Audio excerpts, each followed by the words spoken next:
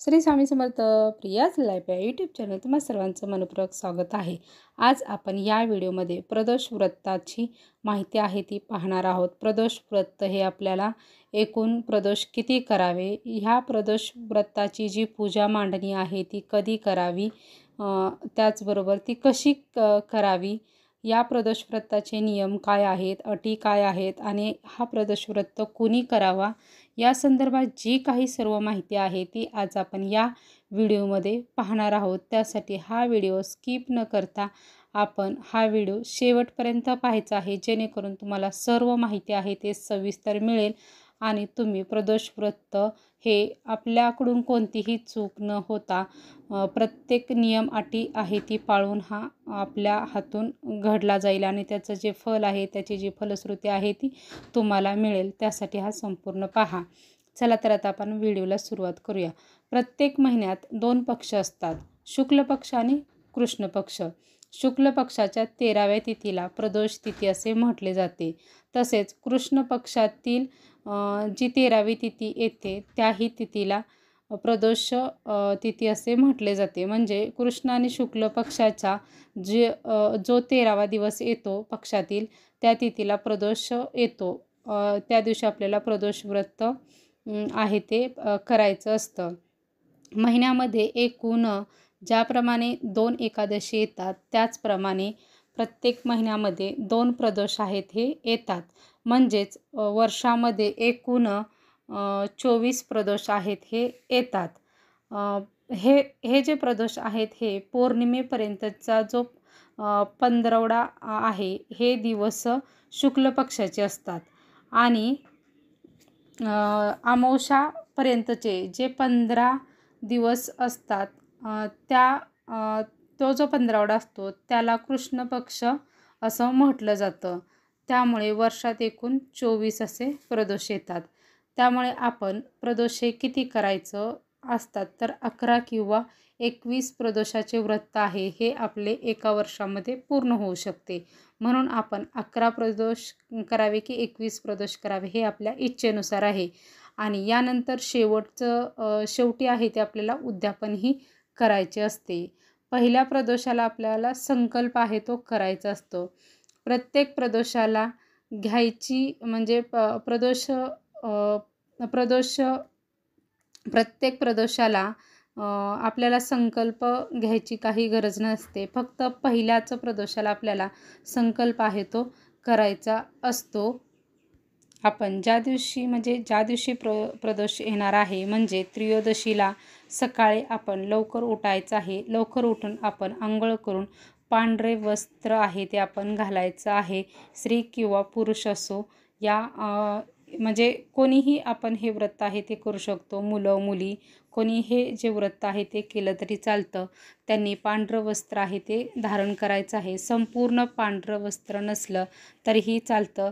त्यामध्ये दुसरे थोडेफार रंग असले किंवा डिझाईन असले तरीही चालतात. पण जर आपल्याकडे पांढरं वस्त्र असेल तर आपण नक्कीच घालण्याचा प्रयत्न आहे तो त्या दिवशी करायचा आहे.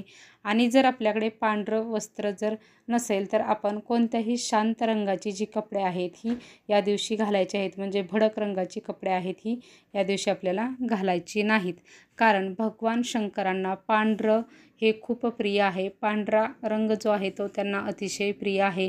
म्हणून आपण पांढरं आहे ते या दिवशी आपण अर्पण आहे ते वस्त्र करायचं आहे. आता पाहूया प्रदोष वेळ कोणते आहे, प्रदोष म्हणजे काय, ही पूजा मांडणी कधी करावी, तर प्रदोष वेळ म्हणजे काय ते पाहूया. सूर्यास्तापूर्वीची 45 मिनिटे आणि सूर्यास्तानंतरची 45 मिनिटे म्हणजे प्रदोष वेळ होय. या वेळेत ही पूजा मांडणी आहे ते आपल्याला करायची असते. पूजा मांडणीपूर्वी संध्याकाळी आपल्याला अंघोळ करायची असते. अंघोळ आपल्याला करून घ्यायचे आहे. यानंतर पांढरे वस्त्र आहे ते आपण धारण करून कपाळी भस्म किंवा आपल्याकडे अष्टगंध जे चंदन आहे ते आपल्याला लावायचं आहे. चंदन किंवा भस्म आहे ते आपल्याला आपल्या कपाळी लावायचं आहे. त्यानंतर आपल्या घरातील देवापुढे आपल्याला दिवा लावायचा आहे. तुळशीमध्येही आपल्याला दिवा आहे तो लावायचा आहे. देवांना नमस्कार करायचा आहे आणि आपल्याला देवांना नमस्कार करून पूजा मांडणी करण्यासाठी आपल्याला बसायचं आहे. ही पूजा मांडणी करण्यासाठी आपल्याला स्वच्छ अशी जागा आहे ती करून घ्यायची आहे आणि त्या ठिकाणी पांढऱ्या रांगोळीने आपल्याला छान असं सुंदर जे स्वस्तिक आहे ते आपल्याला काढून घ्यायचं आहे. आणि या स्वस्तिक काढून झाल्यानंतर या जागेवरती आपण पाट किंवा चौरंग आहे तो घ्यायचा आहे आणि आपल्याला मांडायचं आहे. ही सर्व जी पूजा मांडणी आहे ती आपण शास्त्रयुक्त पद्धतीने करणार आहोत. त्यासाठी आपण प्रत्येक गोष्ट आहे ती यामध्ये सांगितलेली आहे ती करायची आहे. आणि जे मंत्र आपण सांगणार आहोत तेही मंत्र आपल्याला बोलायचे आहेत, म्हणजे आपली ही शास्त्रयुक्त पद्धतीने पूजा आहे ती आपली होईल. आपण पूजा मांडणीसाठी बसण्याअगोदर आपल्याला बसण्यासाठी आसन आहे ते टाकायचं आहे आणि आपल्याला आसनाला आहे ते नमस्कार करायचा आहे आणि मगच आपल्याला त्या आसनावरती बसायचं आहे. संकल्प सोडण्यासाठी आपल्याला एक तामण आहे ते घ्यायचं आहे. त्याचबरोबर एका तांब्यामध्ये पाणी घ्यायचं आहे, अक्षदा, फूल घ्यायचं आहे, 1 चमचा किंवा एखादी छोटीशी जी देवाच्या आपण साहित्यामधली जी पळी असते ती पळी आहे ती आपल्याला घ्यायची आहे. आपण बसल्यानंतर आपल्या ज्या डावा हात आहे या डाव्या हाताने उजव्या हातावरती थोडंसं पाणी आहे ते घ्यायचं आहे. त्या पाण्यामध्ये थोड्याशा अक्षदा, फूल आहे ते आपल्याला टाकायचं आहे आणि आपण सुरुवातीला म्हणजे असं बोलायचं आहे की हा संकल्प सोडताना संकल्प आहे तो आपल्याला सुरुवातीला सोडायचा असतो. आपल्याला असं बोलायचं आहे की श्री गणेशाय नमः, श्री अधिनाथाय नमः, शंभू महादेवा तुम्ही भक्ताभिमानी आहात, भाविकांचे रक्षण करता आहात, दीन अर्थांचे उद्धार करते आहात, निजदासांचे कल्याण करता आहात. तुम्हाला जे कोणी शरण येते त्याची कधी तुम्ही उपेक्षा करत नाही. म्हणूनच मी तुमचं हे जे प्रदोष व्रताचं आहे ते उपवासाचं मी करणार आहे असं म्हणायचं आहे. आणि नंतर आपलं नाव आहे ते आपल्याला बोलायचं आहे. आपलं नाव आहे ते सांगायचं आहे. जे काही तुमचं नाव असेल ते त्यानंतर तुमचं गोत्र आहे ते आपल्याला सांगायचं आहे. जर आपल्याला आपलं गोत्र जर माहीत नसेल तर कश्यप गोत्र आहे असं बोलायचं आहे. मी पहिल्या प्रदोषाला सुरुवात करत आहे. तुम्ही माझ्याकडून व्रताचे नियम, सर्व मंत्र, सर्व प्रदोष पूजा निर्विघ्नपणे करून घ्या. माझे हे सर्व कार्य सिद्धीस न्या. माझ्या व्रताने तुम्ही संतुष्ट होऊन माझ्या मनातील सर्व इच्छा पूर्ण करा अशी मी प्रार्थना करते असं म्हणायचं आहे. आणि ते जे आपल्या हातातील जे पाणी आहे ते आपल्याला ताटामध्ये सोडून द्यायचं आहे. त्यानंतर आपण पूजेला सुरुवात आहे ती करायची आहे. प्रथम आपण गणेशाच्या मूर्तीला किंवा आपल्याकडे मूर्ती नसेल तर सुपारी घ्यायची आहे आणि त्या सुपारीला अभिषेक आहे तो घालून घ्यायचा आहे. अभिषेक घालताना आपण त्या म्हणजे गणपतीचा जो मंत्र आहे ओम गण गणपते नमः किंवा श्री गणेशाय नमः या मंत्राचा जप करत करत आपण अभिषेक आहे तो घालायचा आहे. 11 वेळा बोलायचा आहे. आणि यानंतर त्या पाटावरती उजव्या बाजूला थोड्याशा अक्षदा ठेवून त्यावरती त्या मूर्तीची किंवा तुमच्याकडे सुपारी असेल त्याची जी आहे ती आपण पूजा मांडणी म्हणजे त्यांची स्थापना आहे ती आपल्याला तिथं करून घ्यायची आहे. त्यांची पंचोपचारी पूजा आहे ती करून घ्यायचं आहे. त्यांना गंध लावायचा आहे, फूल अक्षदा अर्पण करायचे आहे, दुर्वा अर्पण करायचे आहे. त्याचबरोबर गूळ खोबऱ्याचा नैवेद्य आहे तोही गणपती बाप्पांना आपल्याला दाखवायचा आहे. अशा पद्धतीने आपण गणपती बाप्पांची स्थापना आहे ती श्री गणेशाय नमः या मंत्राचा जप करत करत आपल्याला करून घ्यायचे आहे. यानंतर पाटावरती जे आपल्याला व्रताचं जे पुस्तक आहे ते आपल्याला समोर असं ठेवायचं आहे. डाव्या बाजूला घंटी ठेवायची आहे, दिवाही लावायचा आहे. त्याचबरोबर पूजेसाठी लागणारं जे साहित्य आहे तेही आपल्याला घ्यायचं आहे.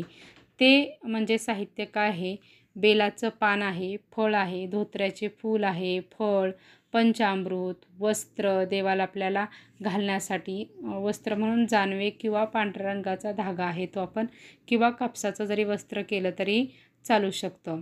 त्याचबरोबर नंतर भस्म घ्यायचं आहे, गंध, अक्षदा, पांढरी फुले आहेत ती घ्यायचं आहे, धूप घ्यायचं आहे, निरंजन, या सर्व ज्या वस्तू आहेत त्या आपल्याला एका ताटामध्ये आहेत त्या घ्यायच्या आहेत. सुरुवातीला सर्वप्रथम आपण वक्रतुंड महाकाय सूर्यकोटी समप्रभ निर्विघ्नं कुर्मे देव सर्व कार्येषु सर्वदा, हा जो गणपती बाप्पांचा जो मंत्र आहे तो आपल्याला बोलायचा आहे. यानंतर आपण गुरुर्ब्रह्मा गुरुर्देव महेश्वरा गुरु साक्षात परब्रह्म तस्मै श्री गुरुवे नमः हे बोलायचं आहे. आणि यानंतर आपण कर्पूर गौरम करुणा अवतारम संसारसारं भुजन्द्रं हरं सदा वसंतं हरिद्रविंदे भवम भवानी सहितं नमामि, हा जो मंत्र आहे तो आपल्याला बोलायचा आहे. हा मंत्र आपल्याला बोलल्यानंतर श्री गणेशांना नमस्कार आहे तो आपल्याला करून घ्यायचा आहे. आणि शिवलिंगाची जी स्थापना आपल्याला करायची आहे आणि जी पूजा करायची आहे त्यासाठी आपल्याला आता सुरुवात करायची आहे. यासाठी आपल्याला एक तामण आहे ते आपल्याला देवाच्या पूजेसाठी आपल्याला घ्यायचं आहे.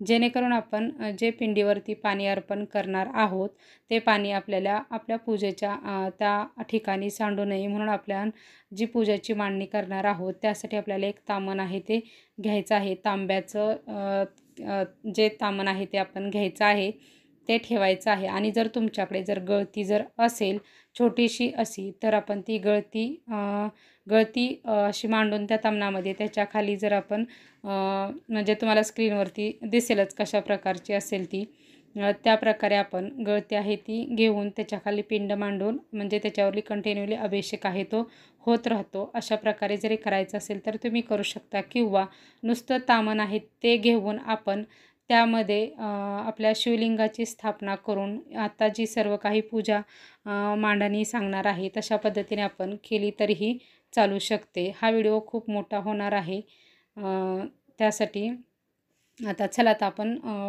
म्हणजे माहितीसाठी सुरुवात करूया. की आपण ज्यावेळेस पूजा मांडणी किंवा स्थापनेसाठी सुरुवात करणार आहोत त्यावेळेस आपल्याला म्हणायचं आहे ओम नमः शिवाय, आह्वान आरती अक्षदा समर्पयामी, ओम नमः शिवाय, स्नानन समर्पयामी. आता आपण असं म्हटल्यानंतर शिवलिंगाला पाण्याने त्याचबरोबर पंचामृताने जो अभिषेक आहे तो आपल्याला घालून घ्यायचा आहे. अभिषेक आहे तो घालून झाल्यानंतर आपल्याला शिवलिंग आहे ते स्वच्छ आहे ते पुसून घ्यायचं आहे. यानंतर आपण त्यांची स्थापना त्या तामणामध्ये आहे ते आपण करून घ्यायचे आहे.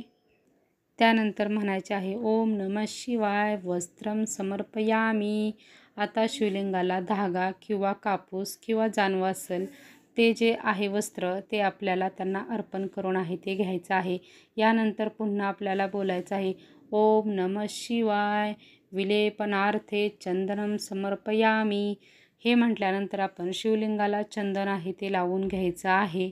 यानंतर आपल्याला बोलायचं आहे ओम नमः शिवाय, पूजा अर्थे स्वस्त पुष्पे बिल्वपत्र समर्पयामी. असं म्हटल्यानंतर आपल्याला शिवलिंगावरती पांढरे फूल आहे आणि जे बेलाचं फूल आहे फळ आहे ते आपल्याला पिंडीवरती आहे ते अर्पण करून घ्यायचं आहे. नंतर बोलायचं आहे ओम नमः शिवाय, सुवास अर्ती धूपम समर्पयामी. धूप आहे ते आपण दाखवून घ्यायचं आहे.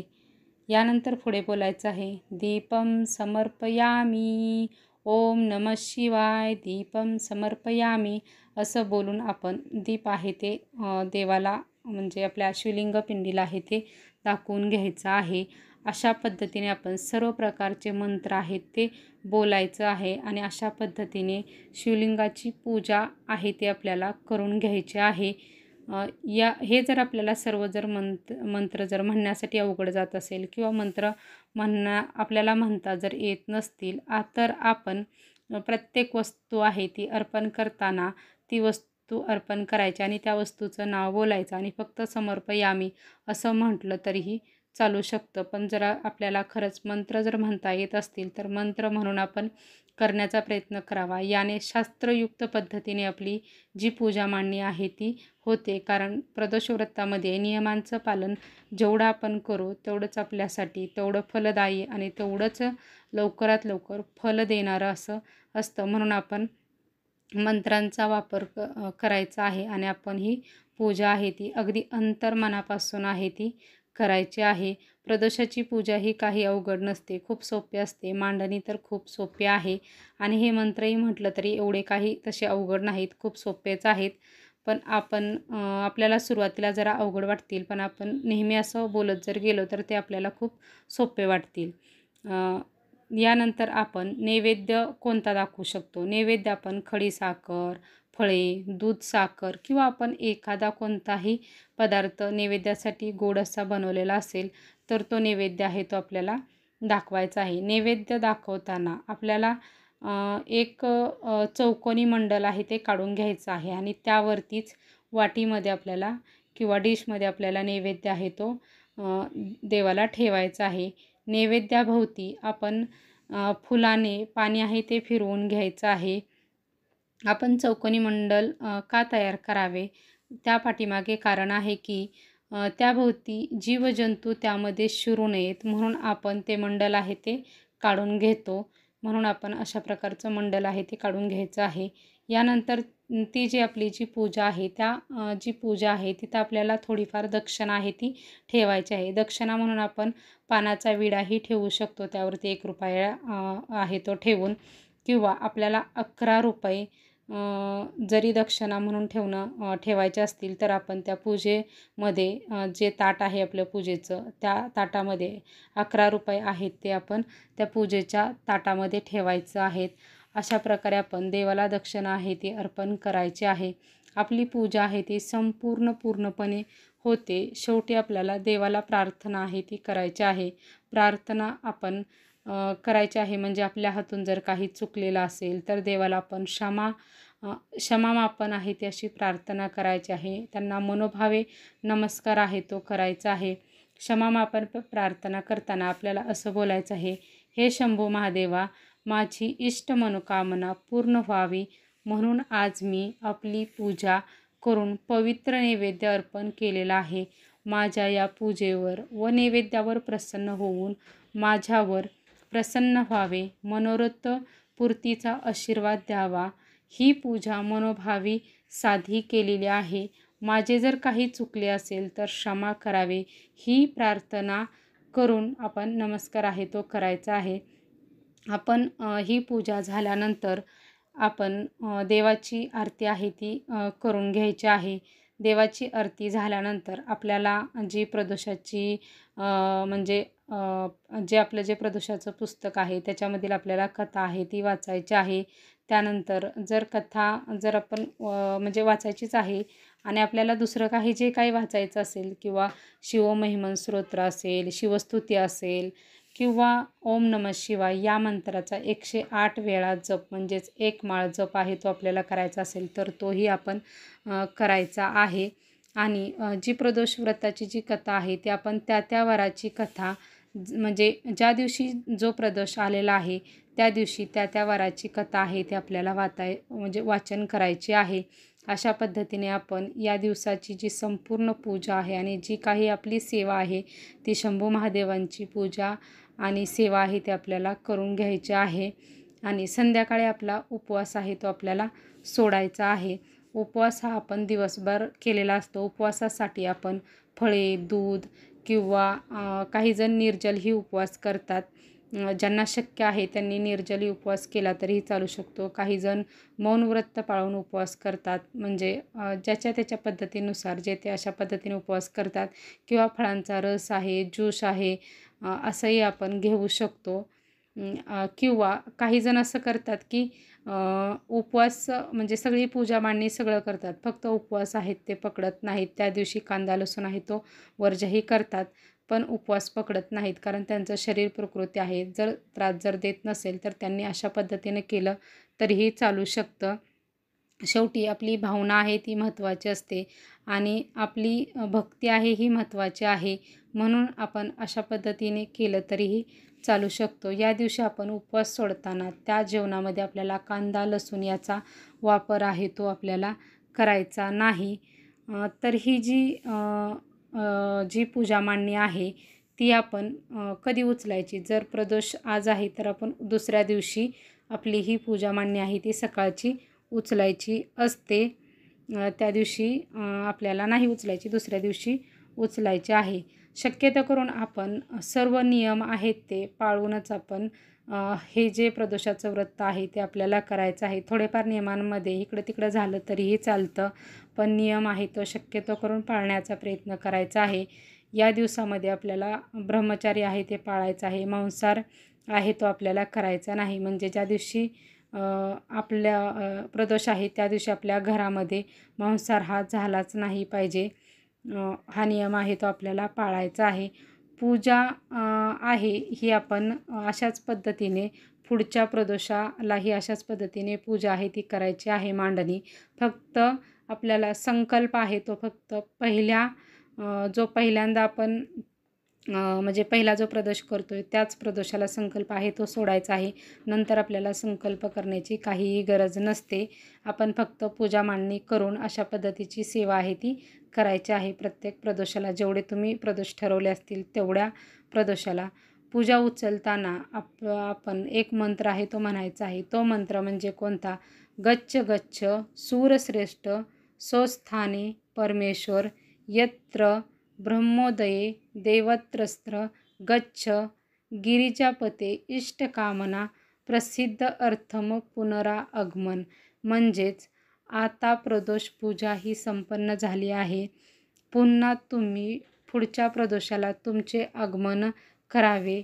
हे सर्व साहित्य असं आपल्याला देवाला आहे ती म्हणजे आपण थोडक्यात जी आहे ती प्रार्थना करतो, म्हणून आपल्याला हा मंत्र आहे तो बोलायचा असतो। यानंतर हे जे सर्व साहित्य आहे, जी फुलं किंवा जे आपण वापरलेलं जे काही साहित्य आहे ते आपण सर्व निर्मल्यामध्ये टाकून घ्यायचं आहे। पाणीही जे असेल ते आपण झाडांना आहे ते घालून घ्यायचं आहे। आणि जी दक्षिणा आहे ती आपण आपल्या शंभू महादेवांच्या मंदिरामध्ये जाऊन त्यांच्या दानपेटी जी असते मंदिरात त्यामध्ये आपण टाकून द्यायचं आहे। त्यानंतर आपण हे जे प्रदोषाची जे उद्यापन आहे ते आपण शेवटच्या प्रदोषाच्या जो असतो त्यावेळेस आपल्याला हे उद्यापन आहे ते करायचे असते। उद्यापन हे आपण कशा पद्धतीने करावे आणि त्याचबरोबर प्रत्येक वारी जे म्हणजे कोणत्या वारी जो प्रदोष येईल त्या प्रदोषाचं महत्त्व काय आहे किंवा त्या वारी तो प्रदोष का केला जातो, त्याच्या जी कहाणी आहे किंवा ती म्हणजे कोणता प्रदोष हा का करावा, सोमवारचा त्याचबरोबर शनिवारचा बुधवारचा असं प्रत्येक वारी आलेल्या प्रत्येक प्रदोषाचं महत्त्व काय आहे आणि ते प्रदोष का करावा, ही जी सर्व काही माहिती आहे ती आपण पुढील व्हिडिओमध्ये पाहणार आहोत। कारण आत्ता व्हिडिओ खूप मोठा झालेला आहे आणि अजूनही जर माहिती सांगितली तर व्हिडिओ खूप मोठा होईल, म्हणून आता मी येथेच थांबत आहे। अशा प्रकारे आपण आपल्या प्रदोषाची जी काही आपल्याला माहिती आहे ती सर्व काही मिळालेली आहे आणि अशा पद्धतीने आपण प्रदोष आहे तो करायचा आहे। आपली मनोभावना आणि आपली जी काही इच्छा आहे ती शंभू महादेव नक्कीच पूर्ण करतील। त्यासाठी आपण अशा पद्धतीने प्रदोष आहे ते जे व्रत आहे ते करायचं आहे। श्री स्वामी समर्थ।